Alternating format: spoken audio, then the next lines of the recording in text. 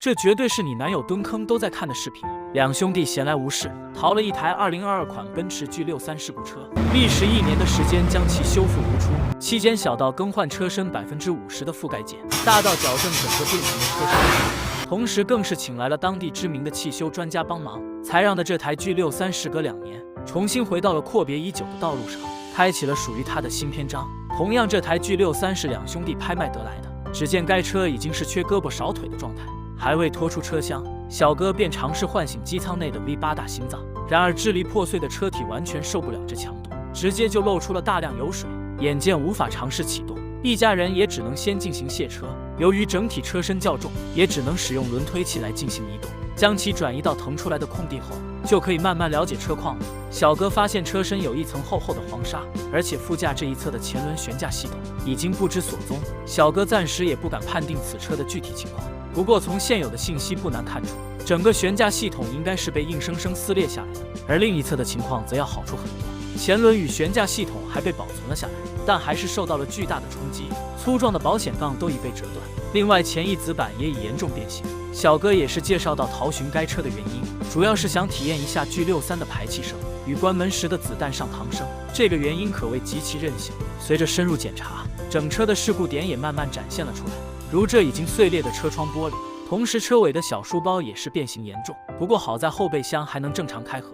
而两兄弟也是越看越惊心，因为车身各处已有很多凹陷。随后就是底盘的查看，万幸的是并未发现有何异常。接着小哥又进入了驾驶室，只见里面的安全气囊均已弹出。看到这的两兄弟心里已经开始后悔了，毕竟像这种豪车的配件价格昂贵，不过现在已没了退路，只能咬牙接着查看。只见上了车顶的小哥立即开始测试车身的强度，而测试的结果也没让小哥失望，还真不负硬汉座驾的威名。但很快两兄弟便发现了车顶的问题，只见厚实的车顶也在事故中被挤压在了一起，显然后期是无法再次使用了。对整车有了个简单的了解后，就可以开启接下来的检修工作了。两人先将破碎的前挡用塑料薄膜保护起来，然后使用高压水枪给这台 G63做一个简单的清洗，便于接下来的检修工作。另外也能在清洗的过程中弄清楚车身是否还有隐藏的问题。将机舱与车身清洗干净后，小哥对这原车的灰色车漆也是越看越喜欢。同时小哥也介绍到，这台 G63总共才行驶了不到4000英里，机舱内的 V8 大心脏几乎还没过磨合期的状态，只要将其修复，就是一台精品准新车。从这里也能看出驾驶室内的成色都处于一个崭新的状态。在接下来的时间里，两兄弟并没有第一时间开始检修，而是驾车来到了当地的奔驰 4S 店，准备在此店预定一些配件。结果 G63的价格高得离谱，两人只好暂时放弃，准备到时候去亚特兰大淘寻一些便宜一点的配件，这样能在配件上省下几千美刀出来。回到车间的第一时间，一家人便行动了起来。现在得想办法将车转移进车间，这里由于车身太重，几人也是折腾了小半会，才将 G63转移进了车间内。而就在此时，两人收到了一大堆配件，这些配件是粉丝转让给两兄弟的。只见这些配件的颜色与 G63的颜色相同，都是浅灰色的色漆。而这一大堆配件，两人总共花费近8000美刀，这对于两兄弟而言，算是一笔性价比极高的交易。将这些配件安置起来后，一家人又投入到了 G63的拆卸中。首要拆除的便是这碎裂的前挡风玻璃，好在车间内的各类工具齐全，几乎没费啥功夫，便将碎裂的前挡风玻璃给拆了下来。随后再将车内的玻璃碎片一一清理干净。这里小哥又发现了一个问题，就是中控面板的皮革已经被划破，两人并不具备皮革修复的这项技术，所以现在得赶紧加快拆卸速度，到时候将其打包起来，送到专业的维修人员手里进行翻新修复。而一些没有损坏还能再次使用的配件，两人则是将其打包标注了起来。当将顶部拆分后，也能看见车顶的用料可谓极其扎实，难怪能轻易承受小哥的踩踏。简单休息了一会后，两人又投入到了紧张的拆卸中。这里座椅的拆除要轻松很多，在一家人欢声笑语中，就将前后排座椅给拆了下来。此时车内的情况就一目了然了，只见主驾 A 柱处已完全褶皱，没了修复的价值，只能换新。同时小哥从内外的情况分析出，车辆在事故时应该翻转了几圈，才会导致车身出现如此严重的变形。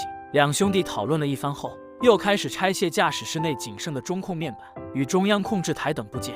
由于这两个大件都还有利用的价值，小哥也是拆卸的格外小心。此时也能看到地面已拆除了许多配件，可见这工程量何其之大。而驾驶室内仅剩的中控面板也在两兄弟的共同努力之下，成功将其给拆了下来。此时的小哥也是感叹道：“德系车简直是在堆配置，一个小小的驾驶室内塞进了如此多的配件。”同时，小哥也在拆开的驾驶室内发现，前挡风玻璃的边框处也在事故中受到了一定的波及。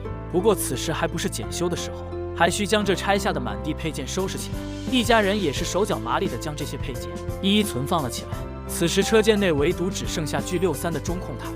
由于这中控面板要发往另一个城市维修，所以现在的首要任务是将上面的液晶屏与主机、方向盘出风口部件拆分下来，这样能减少在运输途中的意外损伤，以及减轻快递重量。经过小哥一番拆卸后，就只剩下这中控面板了。另外，这些拆下的零部件也需要打包封存起来，而要发快递的中控面板也没落下，同样是做了几层保护，随后便可以进行发货了。而 G63 的拆卸到此也还远未结束，如这已经破了一个洞的车台，还有损坏变形的翼子板与前中网格栅，这里也能看到整个前脸几乎没有一个完好件。当将损坏的翼子板拆除后，小哥也是第一时间试装了逃回的新翼子板。此时两兄弟也是感叹到 G63 的车身牢固，出了如此大的事故，内部的车架竟没有伤及分毫。简单休息了一会后，便可以动手修复变形的车身了，以此来解决车顶褶皱的区域。而这里绝对是整车最难修复的一个点。几人忙前忙后小半天时间，竟未取得丝毫的进展。两人一时也不知该如何下手修复，于是准备前往亚特兰大将订购的配件取回来。而这次的座驾便是这台福特 F450。一家人也是难得有如此空闲，便一路慢悠悠的赶路。只见这一路有许多拖着的拍卖车，从这也能看出人家玩车的氛围。当路过一家汽车综合展厅时，两兄弟立即就来了兴趣，于是直接下高速在展厅内逛了起来。只见展厅内有着大量的肌肉车与美系经典的越野车，两人转了一圈后，当场就订了一台道奇的柴油皮卡。由于时间紧刚好又是一台高配车型，所以两人交了车款后，便将车直接开到了奔驰的 4S 店取配件，而开来的福特 F450 就成了工具车，交给老爹负责托运这些订购的配件。两兄弟则是开着新提的道奇往家赶。最终在黄昏时分，几人终是赶回了维修车间。这里小哥先是介绍了一下新车的各项功能。不得不说，道奇的皮卡在豪华程度上绝对是首屈一指的存在，挑不出半点的毛病出来。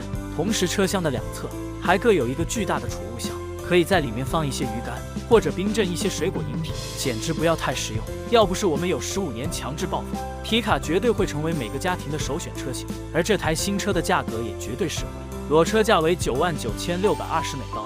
这里考虑到人家是挣美刀花美刀的前提下，所以这价格还真不算昂贵。好了，回归正题，由于天色渐晚，一家人也是连忙开始将车厢内的配件全部转移进了车间内。这里有前挡风玻璃边框与 ABC 柱的全新覆盖件，另外还有一个 G63 的车顶。有了如此多的更换件后，小哥又是干劲十足了起来，立即就投入到了车顶的拆卸中。结果才打磨出来一侧就把小哥吓到了，因为车顶的焊点已远超小哥生平所见，想要以打磨焊点的方式来将车顶拆除，无疑是一个极大的挑战。于是只能先对一些简单的下手，如车窗玻璃与电动踏板，或者是两侧的侧裙啥的。此时也能看出车门的缝隙宽度完全不相同，这就意味着车身还是一个扭曲的状态。由于两兄弟现在也拿这台 G63 无从下手，只好请好友过来帮忙。这小子在凡夫的往期视频中也有介绍过，在当地也有着很高的人气。好友首先是仔细打量了一番车身情况，以此来制定合适的方案。同样也是因为焊点较多的原因选择了放弃，于是选择了最简单粗暴的方式切割，准备先将整个车顶切割下来。在小哥的一番努力之下，车顶很容易的被好友给分离了下来。此时的车顶便利于接下来的施工了。两兄弟也是在一旁打下手，如负责拆卸车门等之类的工作，随后再次开始进行车身的矫正。这一步无疑是最为耗时的阶段，然而折腾小半天还是没达到心中预期。最终几人经过深思熟虑之后，终是下定决心对车身再一次切割，而这也取得了实质性的进展。然而还没等几人高兴一会儿，就将矫正车身的液压柱折断了一根。不过好在车身的矫正已找到了窍门，并且也已接近尾声，接下来就该拆除损坏的覆盖件了，如引擎盖与翼子板等部件。这步工序无疑要简单很多，只需将焊点打磨出来，然后将需要更换的区域做切割处理，就可以将受损的覆盖件拆除了。另外一同要拆除的还有车顶，由于车顶已经提前做了切割，所以施工起来要简单很多。当将需要更换的区域都拆除后，便可以进行试装作业了。从这里也能看到车身还是有一些倾斜，这也就意味着 ABC 柱还未完全矫正回来。几人只好再次请来一位资深的老师傅，并给出了仔细的解决方案，同时还对几人实地演练了一番，才终是将这最大的难题解决了。另外，这液压柱还需保持几天，以此来给车身塑形，防止车身再次出现变形。当将这位老师傅送走后，几人才再次投入检修中。这时，好友又发现了另一个问题，就是车架也在事故中有轻微变形。于是几人趁着这个空闲的时间，又投入到了车架的矫正中。这里相对于车身的矫正就要简单很多了，几乎没费啥功夫，便将车架给矫正了回来。另外，车间内也收到了一大批快递，两兄弟也是立即开始拆箱。这批配件中包括 G63 的散热系统与悬架系统和制动装置等部件，而这一大堆配件又花费了两兄弟近5000美刀。从这里也能看出 G63 的配件还真是价格昂贵。同时，车间外又来了快递，这个配件是现在 G63 最急需的部件。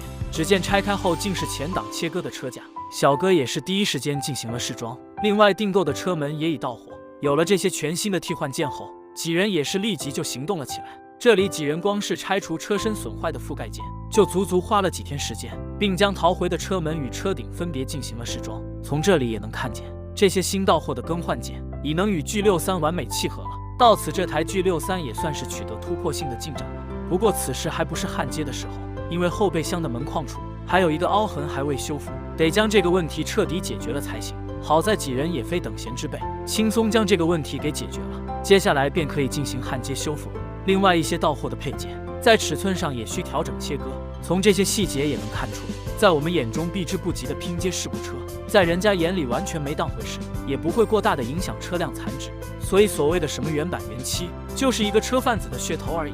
而这些新的覆盖件，也在几人的共同努力之下，成功焊接到了 G63 的车身上。到此，车身的修复工作算是暂告一段落了，随后就可以开启下一阶段的整备工作。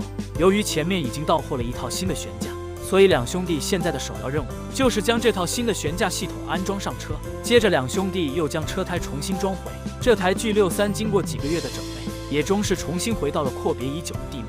接下来的工作就好展开了。这里两兄弟首先将车身遗留的焊点打磨了一番，这也算是整备到现在最为轻松的一个环节了。待将所有焊点打磨平整后，便可以刮涂腻子，为后续的喷漆做准备。随后便可以将已经到货的所有配件全都安装上车了，以此来查看这些配件能否契合。另外就是统计出还缺少哪些配件。而在这试装的期间，两兄弟也发现了一些隐藏的问题，两人也是立即做出了相应的调整，以此来加快修复进度。在经过2天的努力，终是将车身整备到了可以喷漆的程度。接下来便可以开启底漆的喷涂了。随着底漆的反复喷涂，原本到处是补丁的车身也得到了质的提升。另外送去修复的中控面板也被送了回来，这里又花费了1900美刀。不过与订购一个新的中控面板相比，两兄弟也算是节约了几千美刀。接下来只需将拆分的整个中控台重新组装起来即可，随后便可以将其重新装回驾驶室内了。一同装回的还有驾驶室内的其他部件，如中央扶手箱，还有主副座椅等配件。另外两人还分别将散热系统也装回了车架，同时还更换了新的机油过滤器与整车的油水，为接下来的启动做准备。随着启动按钮的按下，机舱内的 V8 大心脏顿时就复苏了过来。这 V8 的排气声浪顿时让的两兄弟也是兴奋不已。另外随着油门的介入，底盘下的排气管道也是发出了如怒龙一般的咆哮。接下来便该为整车喷漆做准备了，这里需提前打磨整车即将喷涂色漆的覆盖件，随后便可以将其推入喷漆室。接着两兄弟又开始贴整车的遮蔽膜。做完这一切喷漆前的准备工作后，就可以正式开启色漆的喷涂。而在色漆的选择上，两人毫不犹豫地选择了原车的浅灰色。另外两人也不知色漆是否与原车相仿，所以只对车顶进行了喷涂。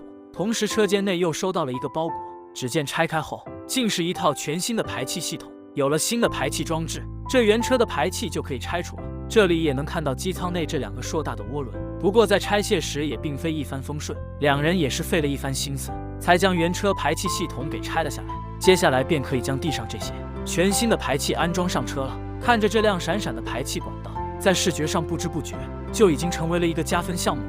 不过声浪如何还得启动了才知，而这声浪也没让人失望，给人一种想将油门焊死油箱的感觉。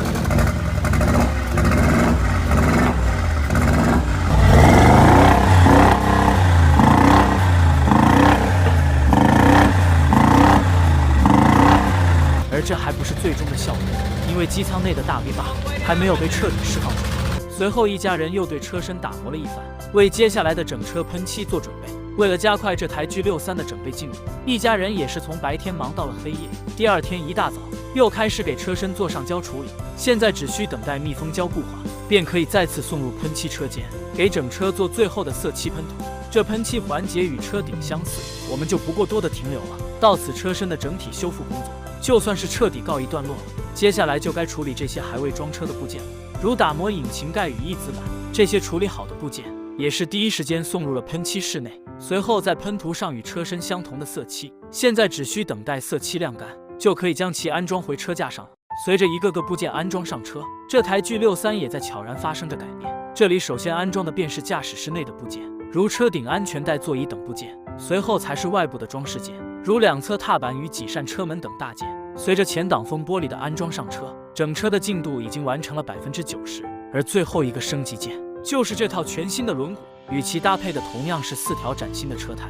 当全新的车胎与轮毂安装上车后，这台 G63在颜值上又有了质的提升。而这台2022款 G63历时近1年的整备，到此也就迎来了尾声。两兄弟也早已经迫不及待，准备上路好好感受一下这台 G63的驾驶乐趣。那么视频的最后，宝子们好好感受一下 V8的咆哮声吧。